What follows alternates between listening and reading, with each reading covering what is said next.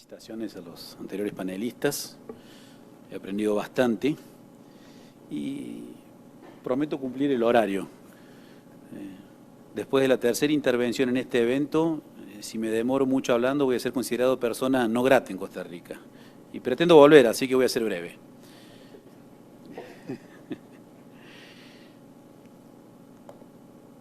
Quería empezar leyendo una cita de un autor que tal vez el mayor autor uruguayo de los últimos tiempos, fallecido recientemente, Eduardo Galeano, en un libro muy interesante, Patas Arriba es el nombre de la obra, La Escuela del Mundo al Revés. Hay una frase del libro muy interesante, dice Galeano: en esta civilización, donde las cosas importan cada vez más y las personas cada vez menos, los fines han sido secuestrados por los medios. Las cosas te compran, el automóvil te maneja, la computadora te programa y la TV te ve. Creo que esa frase es muy significativa de un nuevo tiempo. Creo que esta frase sintetiza la nueva realidad del consumidor. Yo voy a acotar un poco el ámbito del tema y voy a referirme principalmente a la codificación del derecho del consumo en Latinoamérica, sin perjuicio de algunas connotaciones de la codificación en el derecho europeo, porque creo que partimos de realidades muy diferentes. Voy a hablar básicamente de tres cosas: por qué se codifica, cómo se codifica y qué codificar. Primero, ¿por qué codificar el derecho del consumidor en Latinoamérica? Porque somos víctimas, así como el resto del mundo, de una segunda fase de mundialización, de esta nueva globalización. Y hago referencia a esta segunda fase de mundialización porque se da en un ámbito muy diferente de la primera mundialización sufrida por América Latina, que es la mundialización de los grandes descubrimientos geográficos, la mundialización de la conquista, la mundialización que parte de tres principios básicos: la utilización de la autoridad, del poder monarca, la utilización de una pseudo santidad a través de la religión y el uso de la fuerza. Esta nueva mundialización se da en un ámbito completamente diferente. Esta nueva globalización es ahistórica, es anacional, nace de la fuerza del mercado, posee una moneda y un idioma común. No estoy haciendo referencia, aunque es verdad, pero no estoy haciendo referencia al inglés y al dólar. Estoy haciendo referencia a la misma forma de pensar y de valorizar. Hoy parece que es más importante tener que ser. Y en este ámbito de esta nueva globalización, sin dudas, el consumidor es el principal vulnerable. Un vulnerable sistémico. Un vulnerable que en el ámbito microsistémico no podemos distinguirlo fácilmente porque todos somos consumidores. No importa si compramos bienes suntuosos, si compramos bienes de primera necesidad. Pero en el ámbito macrosistémico podemos evidenciar diferencias significativas. Hay sí diferencias entre consumidores del norte y consumidores del sur. Hay sí diferencias entre un consumidor europeo y un consumidor latinoamericano. La realidad latinoamericana es completamente diferente a la europea o a la de América del Norte. En estas últimas décadas y por influencia de esta globalización, todos nosotros estamos inclinados a consumir fast food, a comprar ropas de marca, a comprar carros importados. Y esta nueva realidad altera significativamente las relaciones jurídicas. Si tomamos como referencia, por ejemplo, la educación, la relación que existía entre el profesor y el alumno, o entre el profesor y su discípulo, está degradada, porque el alumno ahora es un consumidor y el profesor es un mero prestador de servicio. Porque la tan anhelada excelencia que muchas instituciones privadas ofrecen en el ámbito latinoamericano, la excelencia no es otra cosa de que el profesor pase llamada y cobre horario de sus alumnos. No nos importamos por la investigación, nos importamos más con el cumplimiento de horarios. Gana lo mismo un profesor recibido que un profesor con 30 años de experiencia, docentes que no tienen derecho a un año sabático como lo tiene un profesor europeo. Si las relaciones jurídicas en la educación cambiaron, también cambian significativamente nuestros objetivos de vida. Hoy es muy importante viajar, conocer nuevos lugares, disfrutar, el placer. Pero también se da en un ámbito muy diferente a los viajes que pueden hacer los consumidores europeos. Veo aquí que en Costa Rica vienen muchas personas del exterior que, si son europeos o norteamericanos, pueden darse el lujo de viajar tranquilamente y confortablemente el tiempo que sea necesario para conocer el país. Mientras que los consumidores latinoamericanos, para hacer un viaje al exterior, tenemos que organizarlo con tiempo, tenemos que pagarlo en cuotas, tenemos que salir en vuelos charters, en horarios ridículos, viajar a las 3, 4, 5 de la mañana. Los viajes turísticos, para que sean posibles, tienen que ser hechos en grupos. Recorremos 20 países en Europa en 48 horas. Es tan cansativo este tipo de turismo que cuando volvemos de las vacaciones necesitamos algunos días para recuperarnos de las vacaciones. Eso si no hubo ningún infortunio, que el viaje fue cancelado o reprogramado. También hay diferencias en la utilización de Internet como herramienta de compra o herramienta de venta, porque los proveedores generalmente están en el hemisferio norte, nosotros generalmente somos consumidores. Yo cito en el libro que presentamos ayer, por ejemplo, un caso de la jurisprudencia brasileña de un señor García, que en estos viajes maratónicos de turismo en los Estados Unidos compra una filmadora Panasonic, marca mundial. Eso fue el año 91. En su regreso a Brasil, la filmadora deja de funcionar. Va a la asistencia técnica y le dicen, lo sentimos mucho, esta filmadora no es comercializada en el Brasil, no tiene garantía. Irritado, porque había pagado caro por la filmadora, entró con acción judicial y, por increíble que parezca, y de forma minoritaria, porque no es la realidad de la jurisprudencia latinoamericana, la Corte brasileña en última instancia le reconoció al señor García el derecho a ser resarcido por esa máquina que no fue reparada en Europa. Y es muy sabia la decisión de los jueces brasileños porque, en resumidas cuentas, dicen que si Panasonic está en todo el mundo, si Panasonic hace publicidad en el Brasil, si Panasonic ofrece algunos productos en Brasil y atiende a los clientes en Brasil, también tiene que atender los productos globales. Pero infelizmente esta jurisprudencia es minoritaria y demuestra el poder de las grandes compañías frente al débil consumidor latinoamericano.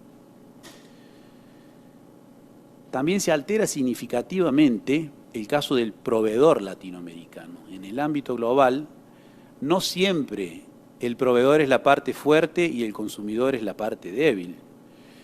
Hay un caso muy interesante, también citado en el libro, de un orfebre argentino que vendió unos mates tallados en plata para un consumidor norteamericano. El consumidor, cuando recibió el producto, simplemente no le gustó. Fue hecho conforme a las especificaciones técnicas, pero no le gustó. Cuando el orfebre reclama el pago del producto, le dijo, mire, no era lo que yo quería, no le voy a pagar. Pero el valor del producto es muy significativo porque yo vivo de eso. No soy una gran corporación, yo necesito el pago. Mire, si no está conforme, ingrese con acción judicial. ¿Pero qué juez? ¿Un juez norteamericano? No tengo plata para ingresar una demanda en los Estados Unidos. ¿Un juez argentino? En la Argentina la justicia también no es barata y peor, es muy lenta. Entonces, esta realidad latinoamericana, que es realmente muy diferente a lo que puede ser una realidad del consumo en Europa, necesita de codificación, necesita de reglamentación. ¿Cómo reglamentarlo? En primer lugar, tenemos algunos desafíos en relación a la codificación. Primero, porque el derecho del consumidor se compone de una materia estrictamente interdisciplinaria. En el derecho del consumo actúan elementos del derecho civil, del derecho comercial, del derecho administrativo, del derecho procesual, etcétera, etcétera, etcétera. Hay también algunos problemas de fuentes, principalmente en Europa. ¿Por qué? Porque la reglamentación no solo es nacional, sino que también se da en el ámbito internacional. Tenemos en este caso una vehemente necesidad de control. El derecho del consumidor necesita de controles administrativos. No podemos dejar al libre arbitrio de las empresas de telefonía que hagan lo que quieran con los consumidores en relación al servicio de telefonía. Es necesario un control administrativo, es necesario que se incentiven las soluciones de conflictos como la mediación y el arbitraje, que por lo que veo han avanzado mucho en Costa Rica. Y es necesario que se apliquen procedimientos judiciales acordes a la necesidad del consumidor. Y para ello hay dos directrices básicas, solo dos directrices básicas, que es una unidad funcional a partir de la vulnerabilidad del consumidor y el carácter imperativo de las normas del consumo. A partir de estas dos directrices es que podemos hablar de modelos de codificación. Estuve analizando los modelos europeos de codificación de derecho privado con referencia al derecho de consumo. Podría afirmar, y no pretendo extenderme en esto, porque Google seguramente sabe mucho más que yo, pueden buscarlo en Google, existen tantos modelos jurídicos de codificación del consumo cuanto países que legislan sobre la materia. Por ejemplo, Alemania en la última reforma del 2002 ha inserido una reglamentación muy importante del consumo. Francia, legislación a la cual en este ámbito admiro y creo que es un modelo a ser seguido, ha optado por no incorporar la reglamentación del consumo a su Código Civil, sino que ha hecho un código autónomo. A mi opinión, quizás la mejor reglamentación de consumo que existe en el momento. Hay otros países que han optado por una ley única, un Código Civil y Comercial y de Consumo único, como ha hecho la República Checa en el 2012 o Hungría en el 2013. Y hay ejemplos, como en el caso de Bélgica, muy interesante, que aparentemente reglamenta la materia a partir del aspecto económico, con ese Código de Derecho Económico, también reciente del 2013, que le dedica un libro específico a las regulaciones de consumo. Bueno, y así podríamos seguir horas y horas analizando los modelos. Pero creo que analizar los modelos es preocuparnos demasiado con el continente y no con el contenido. Creo que lo que realmente importa en este caso es el contenido. ¿Qué codificamos en el ámbito del consumidor? Algunas de estas codificaciones, no voy a demorar mucho, quédese tranquilo.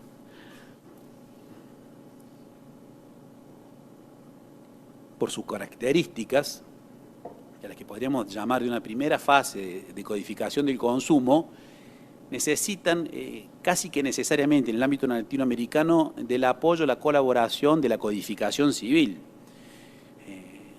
Todas las leyes o códigos del consumo latinoamericano también tratan de estos mismos asuntos en sus códigos civiles, cuando tratan de las cláusulas abusivas, de la compra y venta, civil o de consumo, de las acciones o los remedios por incumplimiento, como demostraba aquí el doctor brillantemente en relación a la responsabilidad civil, en relación a la información, también contenida en ambos estatutos legales, pero falta mucho. Esta primera fase de reglamentación o de codificación del derecho de consumo debe ser acompañada, y esto es el deber, la tarea que nos resta en Latinoamérica, de una recodificación, o autónoma o acompañada en los códigos civiles, y creo que hay algunas materias que no podemos dejar de lado. En primer lugar, lo que vincula al turismo, los tiempos compartidos o los viajes combinados. Los tiempos compartidos o los inmuebles que se compran o se utilizan de forma compartida, los time sharing. Me imagino que en Costa Rica también debe existir, como en toda Latinoamérica, que acaban siendo para muchos consumidores un flagelo, porque vienen de un régimen jurídico que nos es completamente extraño. No se encaja en ninguno de los estatutos de derechos reales que nosotros estamos acostumbrados. Necesitan de una recodificación. Pero creo que lo más importante es la reglamentación del crédito y del sobreendeudamiento. La reglamentación del crédito, en especial las tarjetas de crédito, que me gustó mucho la reglamentación de Costa Rica, creo que es muy avanzada en relación a sus vecinos, y en especial la reglamentación del sobreendeudamiento, que a mi entender es el principal flagelo que nos aqueja en la actualidad. la sociedad latinoamericana está sobreendeudada, sea por sobreendeudamiento activo o por sobreendeudamiento pasivo. El sobreendeudamiento activo se da porque la persona compra y gasta irresponsablemente. No es una responsabilidad exclusiva del consumidor, es una responsabilidad compartida entre los proveedores del crédito y el consumidor, que nos instigan a comprar. Necesitamos comprar. No, es imposible asistir televisión o escuchar radio o inclusive usar internet, en Facebook, sin ver imágenes de publicidad que nos están permanentemente asediando para la compra de productos o servicios y que no se preocupa, y es un deber de colaboración del proveedor, no se preocupa en saber si su cliente tiene condiciones de adquirir ese producto o ese servicio. En este caso, quiero referirme nuevamente a la legislación francesa, porque para tratar de este sobreendeudamiento hay básicamente dos modelos. O un modelo americano, que funciona muy bien en los Estados Unidos. Históricamente los americanos hablan de un fresh start, un recomenzar. Me endeudé, no hay ningún problema. Entro con un procedimiento judicial, pago lo que puedo pagar, quedo un tiempo fuera de un mercado, pero después de 2 años adquiero nuevas tarjetas de crédito y soy feliz nuevamente. No funciona muy bien en Latinoamérica porque el endeudado es... tenemos una vieja tradición que viene del derecho medieval que dice que decoctor ergo fraudator. El deudor es siempre un fraudador. Para nosotros la persona que debe es un pícaro. Entonces ese sistema no es realmente bueno. A mí el que me gusta, el que creo que es un modelo que debe seguir Latinoamérica, es el modelo francés. El modelo de prevención del sobreendeudamiento. Ya voy a acabar. Y lo último, también muy interesante, 2 cositas más, ya que estoy con mucho tiempo, ¿no? Solución de controversias administrativas y judiciales. Aquí hay un error en la formación jurídica. Comentaba eso hoy en el programa de radio. Somos formados para el litigio.